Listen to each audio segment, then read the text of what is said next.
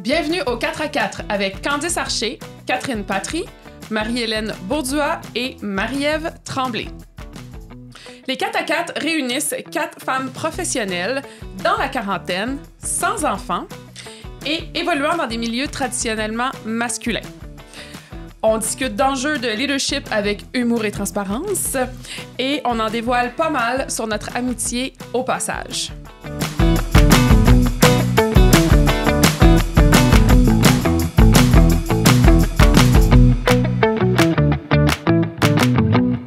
Bonjour. Bonjour. Mesdames, Bonjour. comment ça va? Oui, Contente de vous retrouver.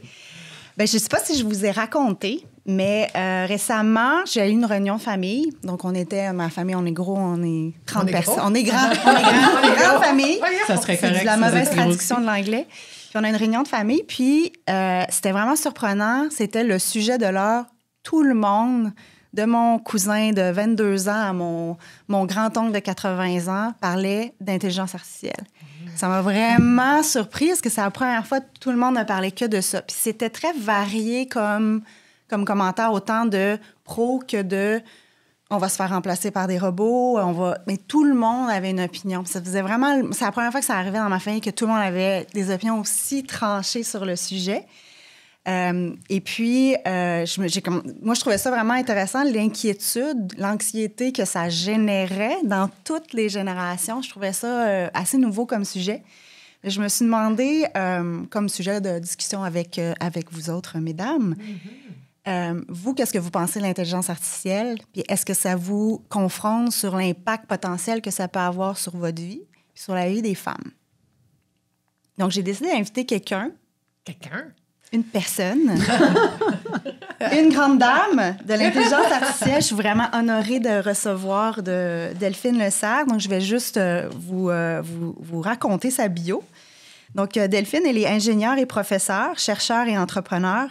Elle est reconnue comme l'une des 20 femmes les plus influentes dans le domaine de l'éducation et du numérique par le magazine Forbes. Wow. Voilà. Prix de la vocation scientifique féminine et prix de l'innovation et de l'entrepreneuriat féminin. Elle est aujourd'hui l'une des expertes internationales en intelligence artificielle et en éducation. Et elle est mobilisée pour de nombreuses conférences. C'est comme ça que j'ai eu la chance de la rencontrer à travers le monde. Elle est fondatrice également et présidente de Edu 2050 et elle vise à regrouper les principaux acteurs économiques, scientifiques et sociaux pour co-construire une nouvelle éducation à l'ère de l'intelligence artificielle. Delphine, bienvenue. Bonjour, merci de m'accueillir avec vous en ce samedi matin. Ce samedi matin. Merci d'être avec nous, Delphine. Moi, j'ai vu une de tes conférences, Delphine. Des fois, j'ai des déficits d'attention. J'étais intrigue jusqu'à la fin. Ouais. Extrêmement, extrêmement intéressant. Ça te garde en haleine. Oui, exactement. J'ai vraiment aimé ça. Ah, super. Je suis contente de t'avoir. J'aimerais ça commencer avec une question parce qu'on entend beaucoup le mot intelligence artificielle. J'aimerais ça qu'on commence par, quand on parle d'intelligence artificielle, c'est quoi l'intelligence artificielle? Parce que j'ai l'impression qu'on englobe beaucoup de choses là-dedans. J'aimerais ça ta définition. Comment t'expliques un peu l'intelligence artificielle? Alors, c'est une question... C'est super parce qu'on commence par une question qui paraît extrêmement simple, mais dont la réponse n'est pas toujours aussi simple. C'est d'ailleurs intéressant que dans ta réunion de famille, ça a été le centre de la discussion. C'est le centre de la discussion de beaucoup de soirées de 5 à 7 ou de réunions de famille, ce qui n'est pas forcément le thème qu'on aborde en général dans ce genre de cas. Okay. Écoute, une manière simple de définir l'intelligence artificielle, c'est les processus de prise de décision d'un être humain, donc de réflexion, de pensée et d'analyse d'un être humain, que nous, on mène en fait dans notre cerveau, que l'on a essayé de répliquer à travers des machines, donc des solutions qui aujourd'hui sont dans les téléphones portables ou dans les ordinateurs. Et c'est la raison pour laquelle on utilise le terme d'intelligence, parce que ce terme a été utilisé et il est toujours pour qualifier la capacité que nous avons nous-mêmes d'analyser et de traiter des informations, mais cette fois-ci artificielle, parce que c'est incarné dans une machine qui est inorganique. C'est une définition qui est C'est la première fois, en fait, que j'entends une définition qui est aussi simple à comprendre. Merci. Peut-être que je suis un peu nénette, mais bon. Mais c'est complexe, c'est très large. Ouais. Moi, ce qui m'a beaucoup, quand j'ai commencé à réfléchir sur le sujet, parce que moi, j'ai travaillé dans les technologies, donc c'est un sujet, je travaille dans une boîte d'intelligence artificielle à mon ancienne job, dans le fond. Ah, mais en fait, tu connaissais la réponse. Disons que c'était pas aussi articulé dans mon cerveau que dans le tien, mais ce qui m'a vraiment marqué, c'est l'inquiétude très élevée ou le scepticisme des femmes est beaucoup plus élevé. On dirait que la statistique que j'ai trouvée, c'est 62 % des femmes sont beaucoup plus inquiètes de l'avènement de l'intelligence artificielle que les hommes, qui est de 52 %. Ouais, ça me surprend. Ouais. Vous, est-ce que ça vous inquiète? Je vous pose la question. Est-ce que vous, c'est quelque chose qui vous inquiète de l'arrivée de l'intelligence artificielle? C'est quoi votre sentiment, votre réaction par rapport à cette arrivée-là? Moi, je suis contente de ne pas avoir 20 ans. Pourquoi? Ben parce que je me dis, mon métier, moi, je suis en marketing, donc c'est un métier dans lequel l'intelligence artificielle est déjà très intégrée et rend obsolète plusieurs professions, ou en tout cas, rend obsolète plusieurs façons de travailler. Ouais. Et donc, moi, il me reste peut-être 15 ans de carrière. Après ça, je compte prendre ma retraite en Espagne chez Marie-Hélène. Dans la Hacienda. Ah, mais En 15 ans, ça va changer tellement vite. Oui, mais moi, j'ai le bonheur de gérer des gens qui sont très, très au courant et qui me montrent plein de choses. Et je suis quand même pas imbécile non plus, là. Ouais. Mais mon travail à moi va moins changer dans les 15 prochaines années que si j'avais 20 ans sur une carrière de 40 ans. Ça va s'accélérer encore plus. Donc, moi, je suis contente de l'avènement parce que ça permet à l'équipe d'être plus productive. Et je suis pas, pour répondre à ta question, inquiète pour moi, mais je suis bien curieuse, en fait, de voir comment les métiers de mon domaine d'expertise vont évoluer au cours des 40 prochaines années si j'ai la chance de me rendre jusqu'à cet âge vénérable. Qui est comme moi dans les ressources humaines traditionnellement féminins. Oui. Toi, moi, dans le militaire, moi, dans les forces. Oui, Tremblay. Lieutenant-colonel dans les forces canadiennes. Ton introduction m'a un peu mené à une réflexion spontanée. Par rapport au fait que dans ta famille, tu disais que c'était très tranché, pour ou contre, parce que moi, je pensais pas qu'on pouvait être pour ou contre. Je pense qu'on est au-delà du pour ou contre. Là, puis c'est là, on doit embrasser le changement, l'outil, puis essayer de le réglementer peut-être un peu plus délibérément. Donc, ça m'a surpris un peu que dans ta famille, tu disais c'est pour ou contre. Si on est contre, le bateau est passé. Le bateau passé, le get on with it. Mais, puis, est-ce que... je suis pas craintive. Moi, je suis aussi, comme Catherine, un peu très curieuse. Je pense que ça peut être un multiplicateur de force. Puis, tu as mentionné, Catherine, dans les professions, mais je pense qu'il y a une différence. Dans les professions, je pense pas que les professions vont disparaître, les métiers vont probablement disparaître, mais les professions, je pense que ça va être un multiplicateur de force, mais est-ce que ça va amener à éliminer les professions? Je pense pas. Tu fais une différence entre métier et profession, peux-tu préciser? Bien, profession au sens... légal de la profession, les avocats, les médecins, les professions qui sont réglementées par des codes professionnels versus les métiers où c'est plus technique, etc., qui ne sont pas réglementés par un code professionnel. C'est toujours les professions sont un peu plus des travailleurs intellectuels. Toi, Delphine, est-ce que tu crois que les femmes ont raison de s'inquiéter? Est-ce que c'est viable? C'est valable comme sentiment? Moi, ça m'a surpris, la statistique. 62 % des femmes étaient inquiètes de l'arrivée de l'intelligence artificielle. Alors, est-ce qu'elles ont raison de s'inquiéter? Je pense que c'est sain, en fait, de s'inquiéter dès lors que tu as une technologie qui a cette puissance déjà aujourd'hui, alors qu'on en est vraiment juste pas au balbutiement, mais on en est au premier pas des solutions d'intelligence artificielle et de ce qu'elles sont capables de faire, et puis de l'évolution de ces solutions. Parce que là, on en est à la 2e génération, après les IA qui étaient capables d'analyser. Maintenant, on a celles qui sont capables de générer, donc de communiquer avec nous. Donc, pourquoi est-ce que c'est sain de s'inquiéter? Parce que c'est bon de s'interroger sur ce qui va venir, et de s'interroger sur la capacité d'adaptation des êtres humains à ces technologies, sachant qu'en plus, l'évolution est extrêmement rapide. Donc oui, moi, je trouve ça extrêmement sain. Après, pour rebondir sur ta deuxième question sur la statistique, je suis pas vraiment surprise en fait que les femmes aient tendance à plus s'inquiéter ou du moins à plus s'interroger sur l'impact de la technologie sur la qualité de vie ou la manière de vivre des individus, d'ailleurs que ce soit pas forcément que elles. Très souvent, et ça des études en sociologie l'ont montré, les femmes ont une tendance à l'altruisme qui est beaucoup plus importante, qui est beaucoup plus prononcée en tout cas que les hommes. Et cette tendance à l'altruisme les amène à essayer d'anticiper des risques pour les générations à venir notamment. Et là, on le voit, puis ça a été énormément médiatisé au cours des derniers mois. Tous les sujets en lien avec les deepfakes, tous les sujets en lien avec les solutions autonomes, avec toute cette réglementation dont vous parliez juste avant, amène à s'interroger effectivement sur quid des générations futures. Ouais. Et comme le disait Catherine, par rapport à la durabilité des métiers, même dans 15 ans, même peut-être avant ta retraite, les choses vont aller tellement vite que peut-être que même avant que tu ne partes à la retraite, il y aura déjà eu des modifications très profondes dans la structure des métiers à l'intérieur des départements des entreprises. Ouais. Donc oui, c'est sain, parce que quand on s'inquiète, on peut enchaîner sur des actions. Et puis, il est important en fait, là, de mettre en place tout un ensemble d'actions pour faire en sorte que l'évolution de l'IA soit la plus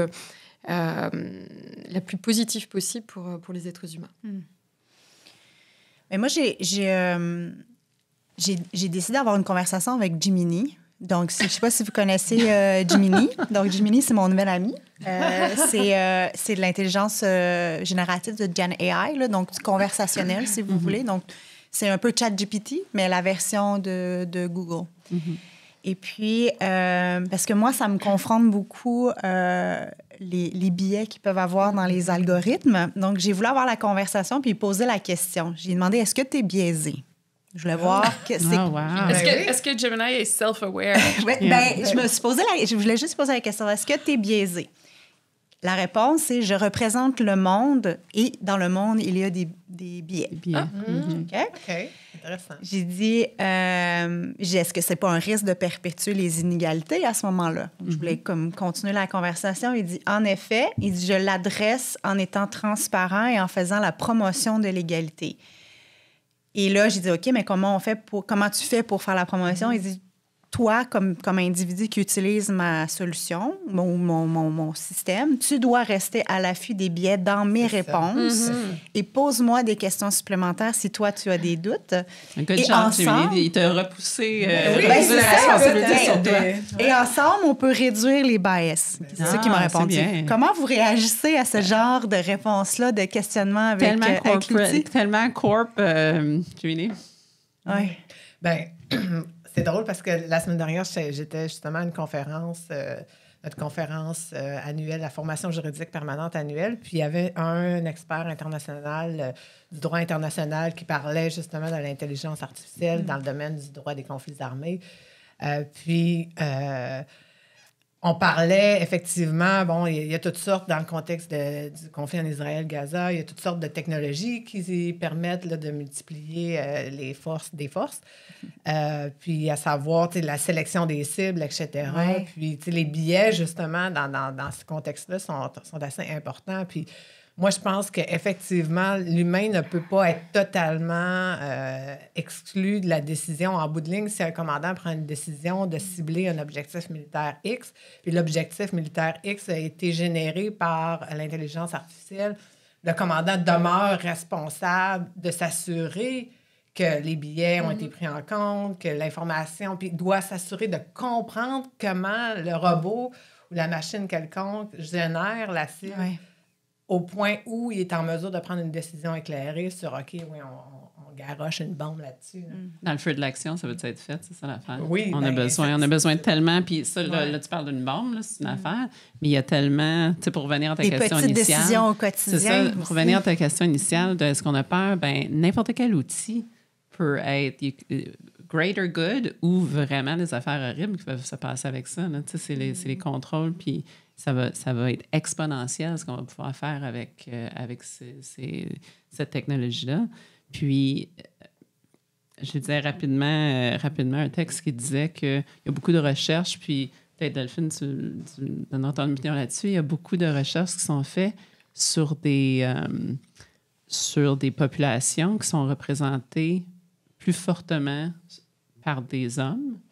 Donc, il y a déjà un biais sur comment l'impact du AI va être fait en société. Tu sais, toutes les je dis n'importe quoi, mais le housework et les choses comme ça, c'est pas quantifié comment ça va avoir un impact là-dessus. Tu sais, c'est comme les lancer une bombe sur quoi que ce soit. Je sais pas qu'est-ce que tu bombes, mais ça, c'est important. Mais aussi, quantifier pour les compagnies, c'est ça, quantifier tes améliorations AI versus les tâches, puis c'est complètement différent aussi. C'est tout dépendant, c'est quoi ta recherche de base sur laquelle tu te bases.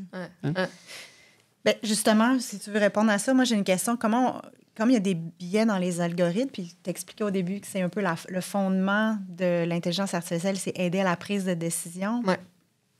Comment on déconstruit, en fait, ce lien entre des décisions qui peuvent être biaisées via l'utilisation de l'intelligence artificielle? Comment on le déconstruit en utilisant son esprit critique. Et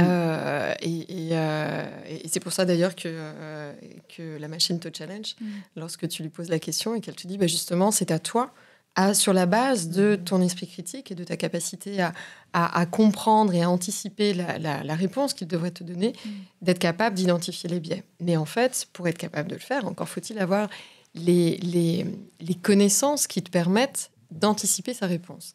Et voire même d'avoir les connaissances qui te permettent de comprendre le modèle qu'il est, lui, en train d'utiliser pour générer la réponse.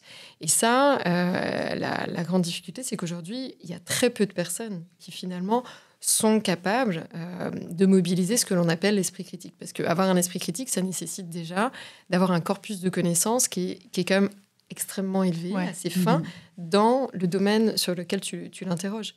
Et c'est là tout le challenge d'aujourd'hui, mais encore plus de demain, qui est quasiment là dans quelques heures, hein, à l'échelle de nos vies.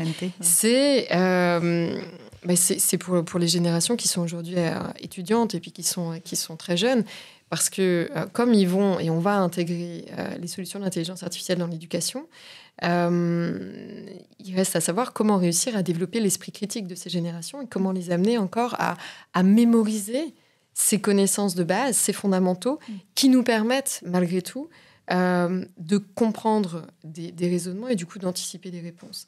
Donc ça, c'est un vrai challenge parce que... c'est pas donné à tous. Non, c'est pas donné à tous. Non, c'est pas donné à tous. C'est même possible réaliste à court terme?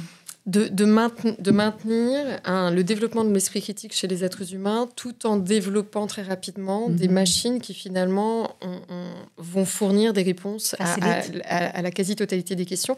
C'est un challenge parce qu'aujourd'hui... Alors, ceci dit, en fait, c'est un challenge parce que les étudiants ou les personnes qui sont en train d'apprendre, elles voient la facilité, elles s'interrogent sur une question, elles posent la question à la machine leur répond. C'est extrêmement rapide.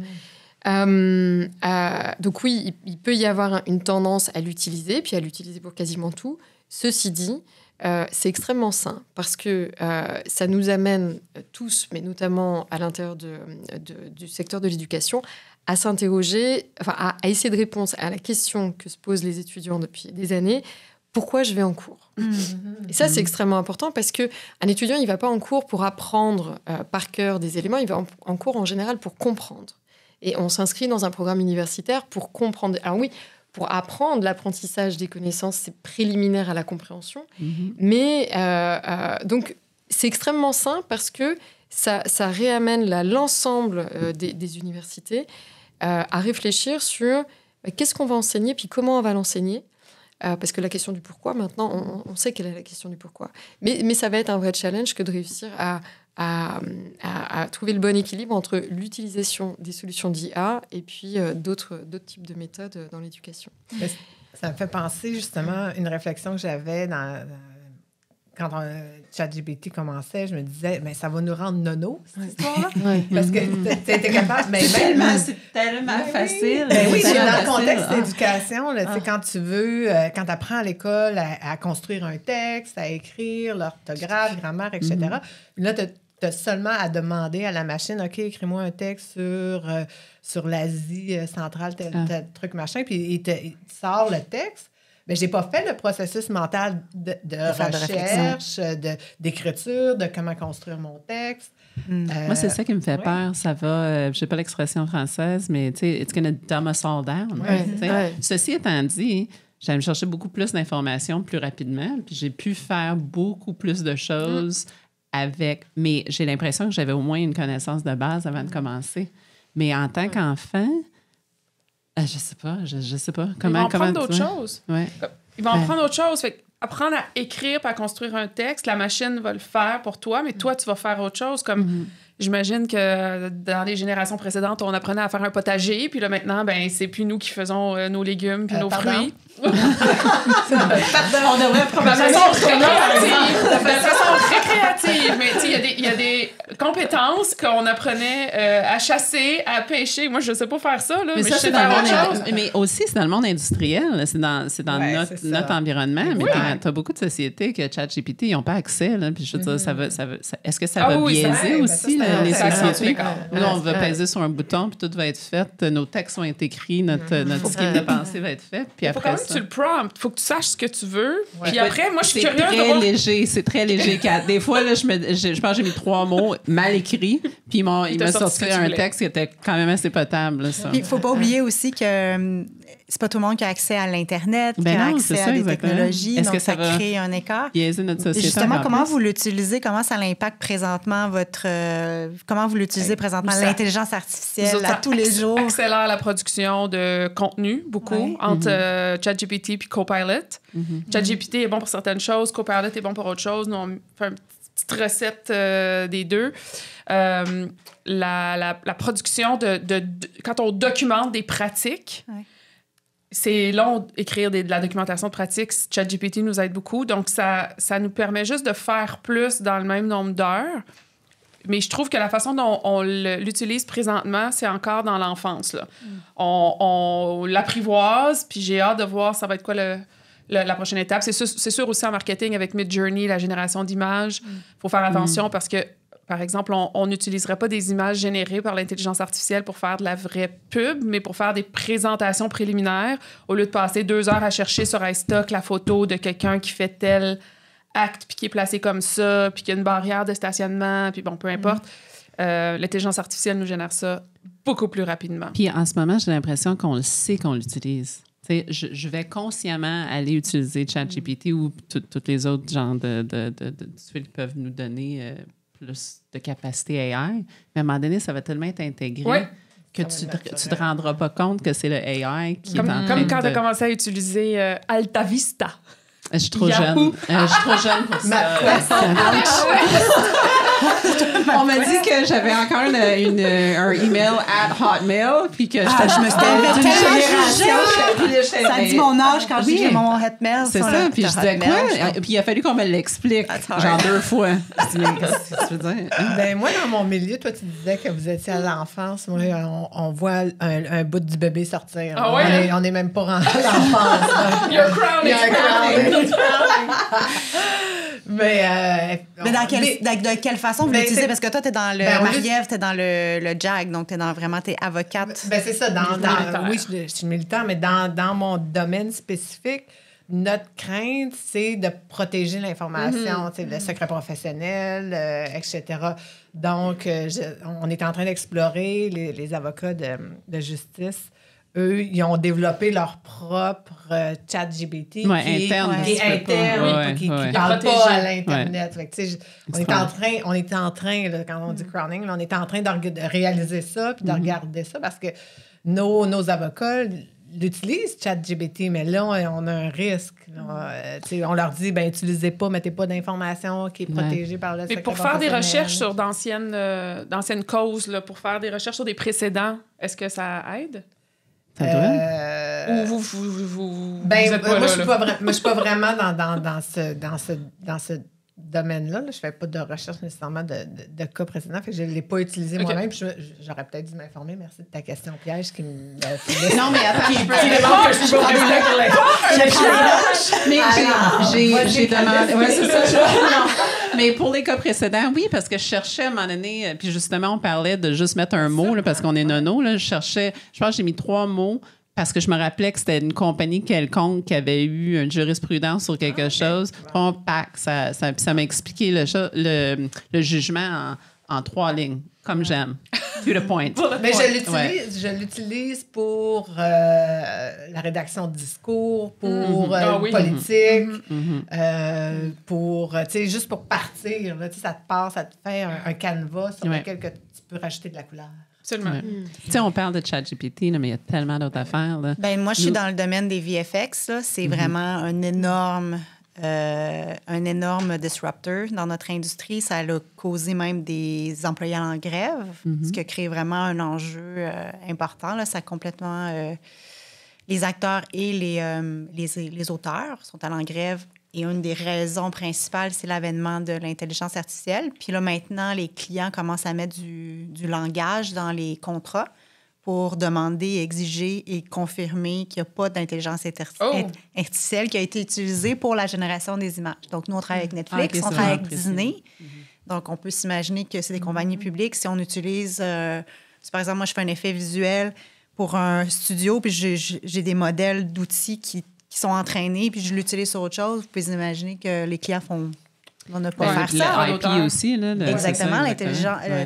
C'est assez... La propriété intellectuelle, merci beaucoup. C'est assez disons, dans notre industrie, c'est une bombe. Là. C'est vraiment, vraiment une bombe. Puis moi, je suis en ressources humaines, ça me questionne énormément sur comment on transforme les rôles. Parce que... là, les rôles, tu l'as mentionné, ça va accélérer rapidement. Puis comment l'organisation, on doit s'adapter vraiment rapidement avec nos talents qui sont présents, les rôles. Puis comment on fait pour décider ou deviner, là, j'ai pas d'autres mots que... les générations, les générations. Je trouve ça vraiment difficile. Et les employés commencent à avoir de l'anxiété par rapport à ça. C'est sûr que moi, mon domaine est vraiment beaucoup touché dans la génération d'images, là, des effets visuels, parce que maintenant, je vais me faire chicaner après. Ça existe vraiment. Mais je vais vous donner un peu de statistiques parce que selon le Euronews, 80% des postes féminins sont à risque d'être éliminés. 80%? Des postes féminins, définis dans le poste féminin. Oui, c'est ça, exact. Et le robot, il fait-tu du ménage? Oh boy! Catherine! Le robot, il garde des enfants? Le robot, il fait... Non, mais c'est paid et unpaid work, right? Il ne faut pas oublier que la population féminine dans le monde, il y a une variété de postes complètement différents. Puis il y a beaucoup de postes qui sont... Exactement. Puis selon le Boston Consulting Group, il y a déjà 11% des postes féminins qui ont été éliminés depuis l'arrivée de l'intelligence artificielle sur les marchés de travail. Selon un rapport de 2022 de l'UNESCO, les algorithmes qui renforcent justement les biais de genre accentuent un peu l'accélération, si on veut, de l'élimination de certains postes.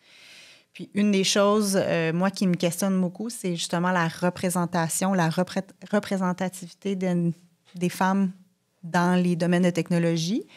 26% des femmes dans les techs en général. Moi, c'est de là que je viens. Donc, en général, il n'y a pas beaucoup de femmes dans les entreprises de technologie. Et quand tu regardes dans les postes qui développent, c'est encore plus petit. Donc, dans les postes de développeurs, on parle en moyenne 28% des postes technologiques sont des femmes. Donc, il y a vraiment une sous-représentativité dans ces organisations-là. Donc, je me demande, justement, on crée des outils qui éliminent des tâches ou des tâches, disons, répétitives, que ça touche beaucoup plus les femmes, puis on manque de diversité. C'est comme si on est en train de créer un perfect storm. Est-ce que tu le vois déjà dans tes recherches? Parce que toi, tu as comme un point de vue plus... académique. Oui, académique. Ou holistique, là. Oui, j'allais dire holistique. Puis là, après ça, je me suis dit, oh mon Dieu, c'était-tu le bon mot? Je suis là pour ça. Je suis le Candace Whisper. Thank you. Les statistiques que tu cites sont effectivement les bonnes. Pourquoi les femmes remplacées? Parce que les femmes sont majoritairement sur les postes administratifs. Donc, c'est des tâches répétitives. De rédaction. De rédaction et ou en lien avec de l'archivage Et effectivement, c'est ce sur quoi on arrive à positionner les solutions d'IA avec le plus d'efficacité aujourd'hui. C'est de l'automatisation des tâches. De l'automatisation des tâches, on en a fait pendant des années auparavant dans l'industrie. Et puis là, on le fait sur des tâches de secrétariat ou tout ce qui est de l'ordre du rédactionnel. Et aujourd'hui, on estime que dans les 5 années à venir, on a quasiment 200 millions de femmes qui vont être touchées par une perte d'emploi. Et donc, une nécessité de se lancer dans une reconversion, monter en compétences. Donc, bien évidemment, ça questionne. Ça questionne déjà parce que les femmes sont des populations à risque dans un certain nombre de pays. Et donc, on risque effectivement d'accentuer encore plus leur position. Et ça, c'est un sujet qui est pris très au sérieux. Tu citais l'UNESCO. Effectivement, les Nations Unies et l'UNESCO étudient ces tendances de très près parce que une solution technologique peut avoir un impact économique, mais également social et sociétal qui est extrêmement fort. Et si on veut maintenir un certain équilibre sur la planète, c'est important de bien regarder ça. Donc même l'exemple que tu donnais tout à l'heure avec les grèves qui ont pu avoir lieu, puis on l'a vu également à Hollywood. Oui, exact. On a eu des déséquilibres qui ont été extrêmement forts lorsque l'IA générative a été lancée. On risque d'avoir les mêmes types de déséquilibres, peut-être même plus intenses quand l'IA capable va être lancée dans 2 ans. Donc, on est très, très attentif à ça. Et pour rebondir sur ce que disait Candice tout à l'heure par rapport à l'article de recherche et puis au biais dont on a parlé, alors, il faut effectivement être très attentif à ça. Mais ce qui est intéressant, en fait, avec les biais, c'est que ça nous ramène également à nos propres biais. C'est exactement la réponse que tu as fait, la solution d'IA que tu as utilisée. Ça nous ramène à nos propres biais à nous en tant qu'être humain. Parce que quand on comprend comment fonctionne la machine, effectivement, on comprend que finalement, les biais sont issus de quoi ? Soit de l'échantillon sur lequel la machine a été entraînée, parce que cet échantillon, il n'est pas représentatif de toute la population mondiale. Mais quel échantillon en matière de recherche ? Quelles sont les recherches qui ont été effectuées, les recherches académiques qui ont été effectuées depuis qu'on a commencé à faire de la recherche universitaire, qui sont vraiment représentatives de la population mondiale ? Je pense qu'il n'y en a pas.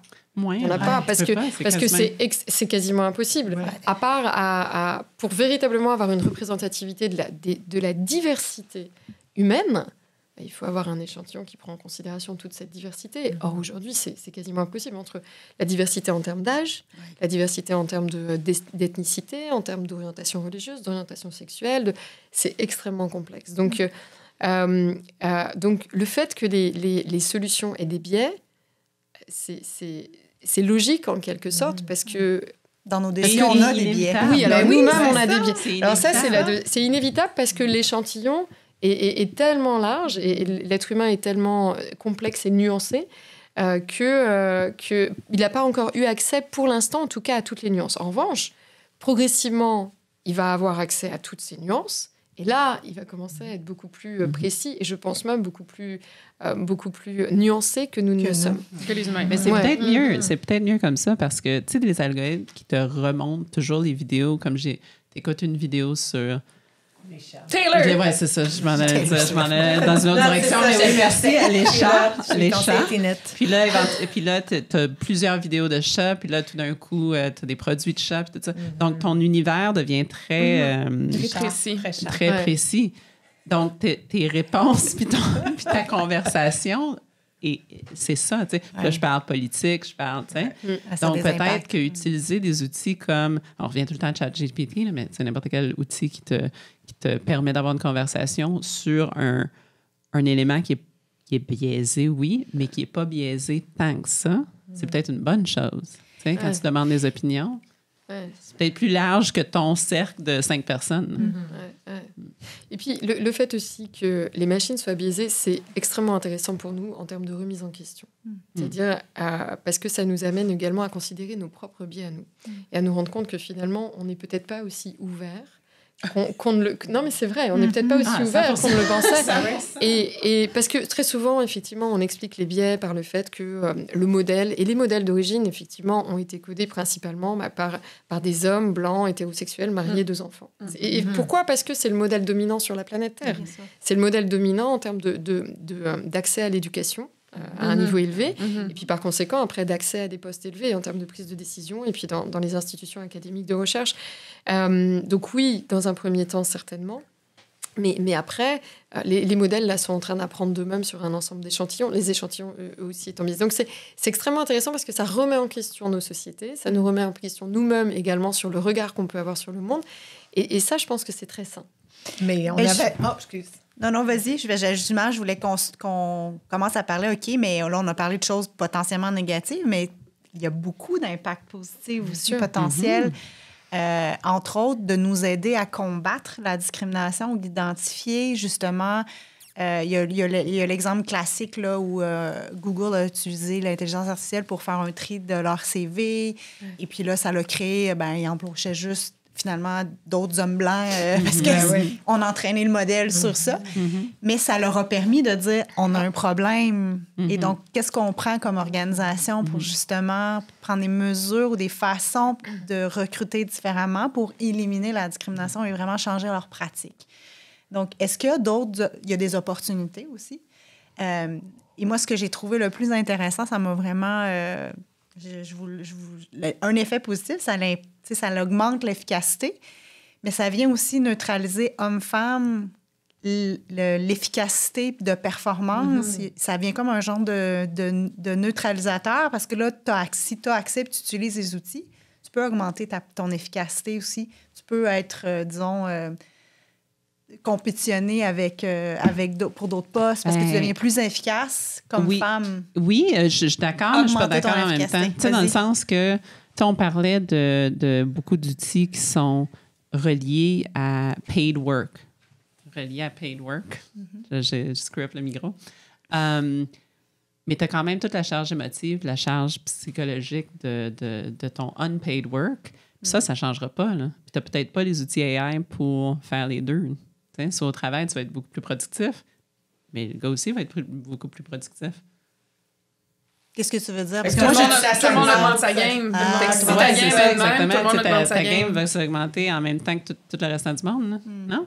Il faudrait interdire aux hommes de l'utiliser. Comme ça, on arriverait à part égale à un moment donné. Mais moi, je comprends pas ton point. On dirait que tu pars du fait que les femmes sont moins efficaces que les gars. Non. C'est que j'ai pas bien compris. J'ai pas ton billet. Oui, c'est ça. Est-ce qu'on aurait besoin d'AI pour confirmer? Demandons à Jiminy. Tu sais, d'augmenter ta capacité d'être efficace, d'augmenter ta capacité, parce que souvent, les postes féminins, on est des postes parfois, genre, sur des tâches administratives, sur des tâches... je ne suis pas nécessairement de nos postes, mais il y a beaucoup de femmes qui sont encore sur des postes administratifs. Si tu augmentes ton efficacité, ça te permet d'enrichir ton poste, de faire autre chose, d'être très efficace sur ces tâches-là pour faire autre chose, puis de te permettre de compétitionner différemment, puis d'avoir des opportunités qui sont différemment. Dans les environnements parce que c'est très efficace. Moi, par exemple, chez ressources humaines, c'est très administratif. Les job descriptions maintenant, je les fais en 3 secondes. Ça me permet de parler avec mon gestionnaire du contenu de la description de poste puis du rôle puis qu'est-ce qu'on essaie de faire au lieu de passer 3 heures à écrire la description de poste. Dans le fond, c'est le qualitatif qui va prendre le dessus du quantitatif. Ouais. C'est là que ton flip va se faire. Je pense que c'est une opportunité pour tout le monde. C'est un égalisateur, j'ai l'impression que ça peut être une opportunité d'égalisateur, en fait, sur certains rôles. Puis justement, qu'est-ce qu'on les organisations devraient faire? Parce que j'imagine tout le monde vous en parle dans vos organisations. Ça fait 10 ans qu'on a une équipe AI, nous autres. 10 ans? Oh, wow! Don't quote me on this. Mais ça fait longtemps qu'on a des équipes qui analysent ces situations. On est big data. Nous autres, on vient de data, tu veux t'assurer que tu es capable de gérer ton data. Puis, c'est intégré où ça peut l'être. Ce qui est drôle, par exemple, c'est qu'on en parle beaucoup, mais le day-to-day, le pivot vers une efficience incroyable, on ne l'a pas vécu encore. Dans la les outils, parce qu'il y a une peur, je crois, de justement utiliser ChatGPT puis écrire des affaires légales qui s'en vont dans l'univers. Il y a une peur. Le coding aussi, les gens qui utilisaient... c'est très utilisé c'est ça, exactement, pour le coding. Mais là, ton code, il est là. Il est dans encore là, je ne m'y connais pas, là, mais je veux dire, il y a une peur de ça initiale qui fait en sorte que c'est pas adopté comme on pense que ça va être adopté, mais une fois que le pivot va être fait, c'est là que ça va être, je dis dangereux ou pas dangereux là, ou fabuleux. Mais je pense pas qu'on est là dans les grosses entreprises, même dans les petites. Là. Qu'est-ce que tu recommanderais, toi, aux organisations qui là, soit ils sont dedans ou ils se posent des questions? Qu'est-ce que tu recommanderais pour les organisations par rapport à l'avènement de l'intelligence artificielle partout qui est omnisciente maintenant? Là? Comment on se prépare? En fait, nous, on accompagne déjà des organisations, plutôt des grosses organisations, dans leur stratégie IA. La première chose à faire, c'est que déjà, il faut que les capitaines du bateau, donc il faut que le top management comprenne ce qu'est l'intelligence artificielle. Si le top management ne comprend pas ce qu'est l'intelligence artificielle, et puis les autres technologies, on parle beaucoup d'IA, il y a aussi la blockchain qui est extrêmement intéressante, puis les deux ensemble génèrent des opportunités qui sont encore plus intéressantes. Si ceux qui conduisent le bateau ne comprennent pas ce qu'est cette technologie, ils ne peuvent pas construire en fait une stratégie pour mener le bateau vers son next step, vers avoir la vision qui leur permette de faire avancer l'ensemble. Donc ça, c'est la première étape, c'est déjà rendre clair à l'intérieur de la tête des dirigeants d'entreprise ce qu'est cette technologie, ce qu'elle peut apporter pour l'entreprise, pour les équipes de l'entreprise, et du coup, co-construire la prochaine étape, la prochaine génération de l'entreprise en question. S'il n'y a pas ça les collaborateurs à l'intérieur de l'entreprise vont s'emparer, ils s'emparent déjà de la technologie. Ils l'utilisent tous, en fait. Mais ils l'utilisent de manière non coordonnée parce qu'il n'y a pas de plan stratégique clair. Donc, non contrôlé. Et voilà, non coordonné et non contrôlé. Ouais. Et parce que et très souvent, en fait, ça vient du fait qu'il n'y a pas de ce qu'on appelle de AI policy. Il n'y a pas de réglementation claire à l'intérieur de l'entreprise. Et nous, ce que l'on fait beaucoup avec ces entreprises, c'est qu'on commence véritablement par des ateliers à destination du top management où on leur explique déjà ce que c'est l'IA de manière globale. Ensuite, on leur explique ce qu'est l'IA de manière plus précise à l'intérieur de leur secteur. Et puis ensuite, on travaille en atelier avec eux pour définir leur roadmap. On co-construit avec eux véritablement la roadmap stratégique d'IA avec l'ensemble des différents directeurs. Très souvent, il y a le directeur du BI ou le directeur de l'intelligence artificielle, s'il y en a déjà un. Le directeur ou la directrice juridique, pareil au niveau du marketing, RH. Il faut vraiment tout le top management présent pour que tout le monde comprenne et puis s'aligne sur une stratégie qui va être déployée. Mais là, aujourd'hui, la chance que l'on a, c'est que finalement, les concurrents directs utilisent déjà l'intelligence artificielle. Et puis, pour peu qu'on soit sur un marché global, très souvent, les concurrents aux États-Unis se sont déjà appropriés la technologie. Et puis, le top management a déjà mis en place des plans. Donc, de manière assez organique sur des marchés économiques, les entreprises, elles se mettent en rang. Mais Candice parlait tout à l'heure du fait que dans son entreprise, ça existe déjà depuis très longtemps. Oui, parce que les entreprises qui sont issues de secteurs financiers ou de secteurs où historiquement il y a déjà beaucoup de data, ça fait partie de leur ADN. Ça fait partie de leur ADN que de travailler avec la donnée. Donc pour eux, c'est pas une nouveauté, que tout comme dans le secteur médical ou dans le secteur pharmaceutique. Ce sont des secteurs qui travaillent déjà avec beaucoup de données et donc ils n'y voient qu'une opportunité et là ils sont extrêmement véloces. Mais il y a des secteurs où la data est une ressource qui est moins historique. Et là, les choses se mettent en place un petit peu plus doucement, avec beaucoup plus de précautions. Mais l'entropie va faire en sorte que chacun va se l'approprier. Il y a d'autres choses sur lesquelles je pense que les organisations peuvent faire. Moi, quand je t'avais vu en conférence, tu avais beaucoup parlé de upskilling, cross-skilling. Est-ce que tu peux nous expliquer un petit peu c'est quoi le upskilling, cross-skilling sur l'intelligence artificielle et puis en quoi ça peut aider les organisations, les individus à bien saisir? On parlait de s'assurer qu'on maîtrise ce sujet-là, puis les populations, puis leur intelligence, leur jugement. Donc, qu'est-ce que ça veut dire selon toi?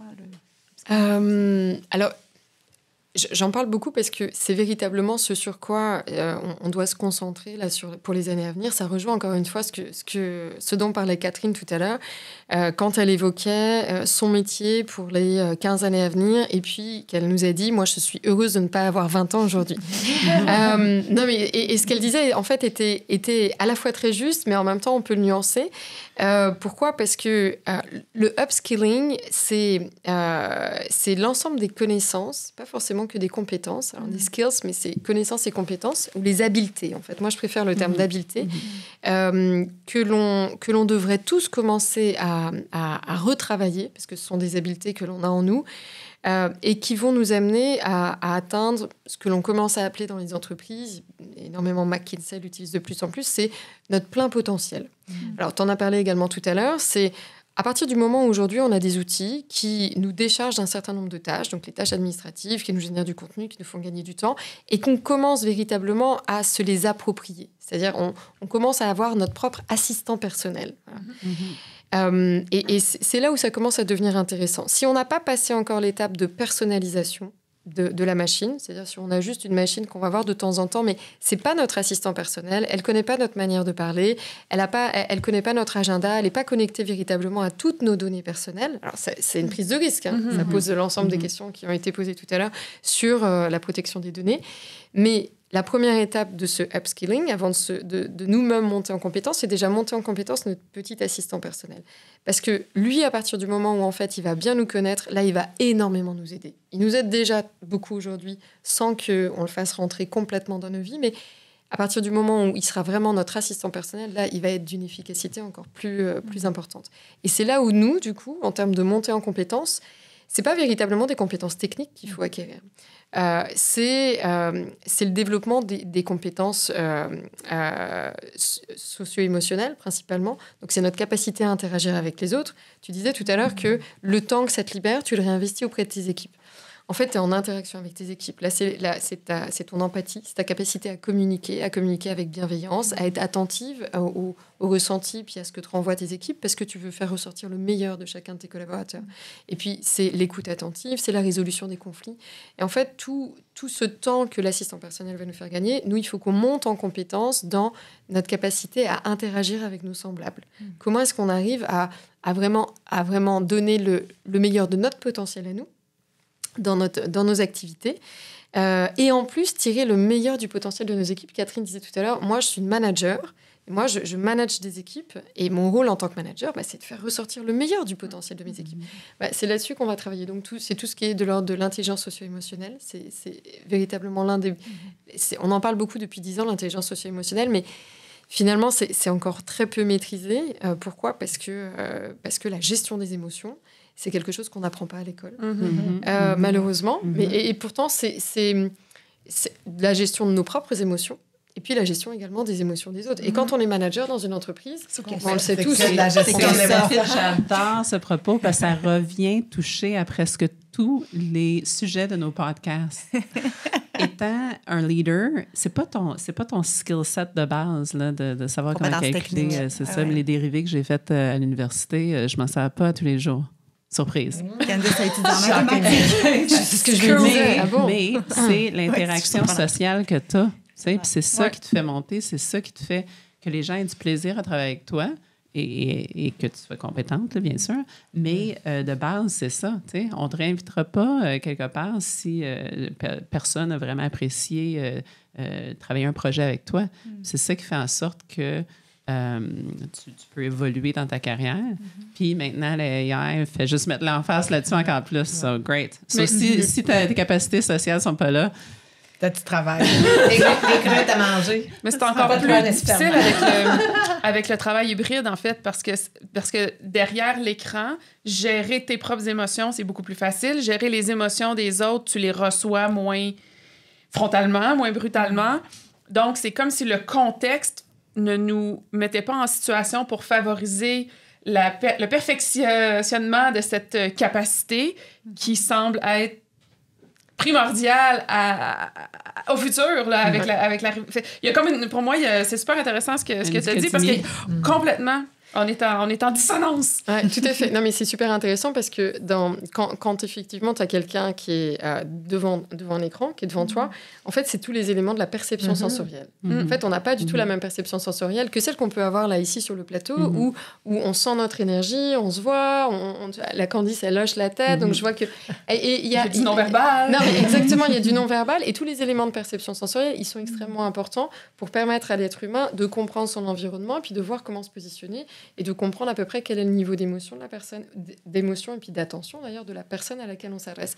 Quand on est face à un écran, on perd cette dimension. On a quand même également certains indicateurs, mais c'est vrai qu'on perd cette dimension. Donc, il faut apprendre à travailler avec ce médium, ça c'est certain. Mais le deuxième élément dont on dispose aussi, c'est l'intuition. Et ça on l'utilise, en fait, très fréquemment, trop peu quand on n'a pas rétabli la communication entre la partie du cœur et la partie du cerveau.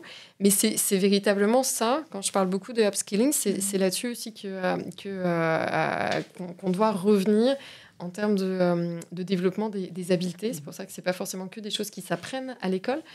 Ça peut s'apprendre. Il y a certaines sociétés sur la planète où en fait, ça s'apprend. En Inde notamment et en Asie, on apprend beaucoup à cultiver le lien entre la partie d'intuition et la partie de réflexion.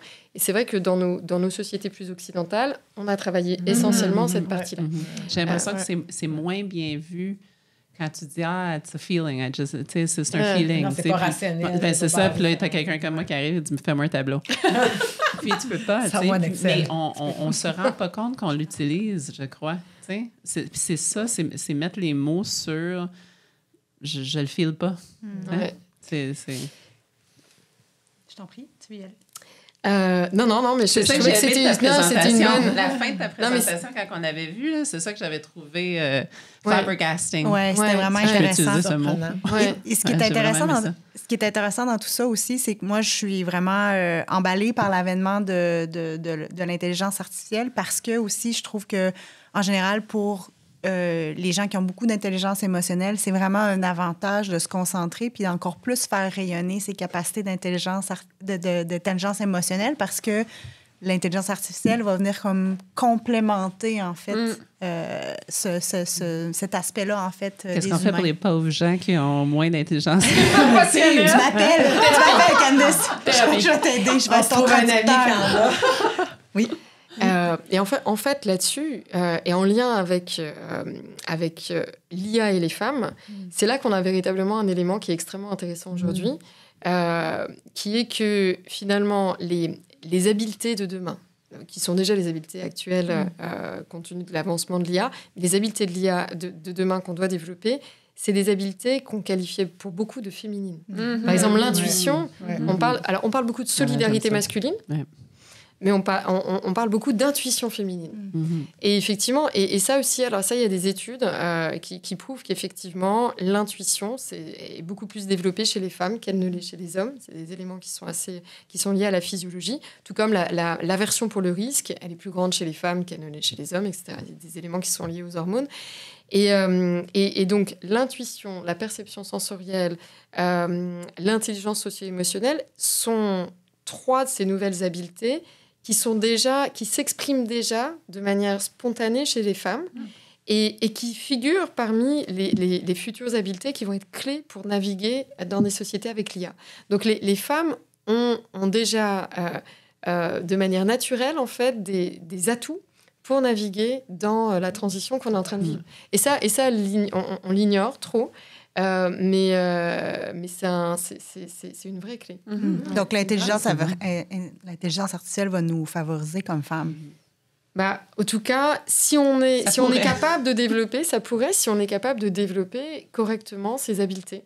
Si on est capable déjà d'en prendre conscience, d'en avoir conscience, et puis ensuite de les développer. Parce que quand tu dis « fais-moi un tableau », c'est indispensable le tableau. Mais le tableau, tu sais bien, on balance les pour, les contre, on a beau faire les meilleurs SWOT, les meilleurs pastels du monde.